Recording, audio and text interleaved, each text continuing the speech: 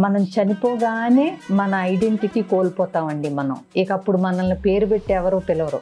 Body కింద పెట్టారా, బాడీని తీసుకెళ్లారా, శవాన్ని కాల్చారా, పూడ్చారా, ఇక ఇలాగే మాట్లాడుకుంటారు తప్పితే మనకు ఒక ఐడెంటిటీ అనేది లేదు.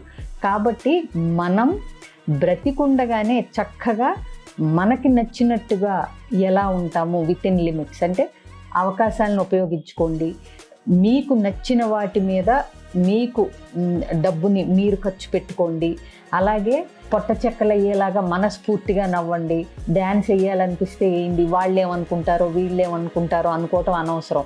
ఫోటోలు దిగాల్సి వచ్చినప్పుడు చక్కగా నాటీ ఫొటోస్ దిగండి చిన్నపిల్లల్లాగా. So be child like, okay, not childish.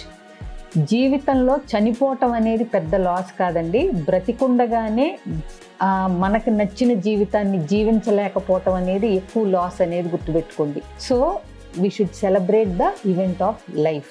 మీకు నచ్చినట్టుగా మనస్ఫూర్తిగా హాయిగా జీవించండి. Thank you.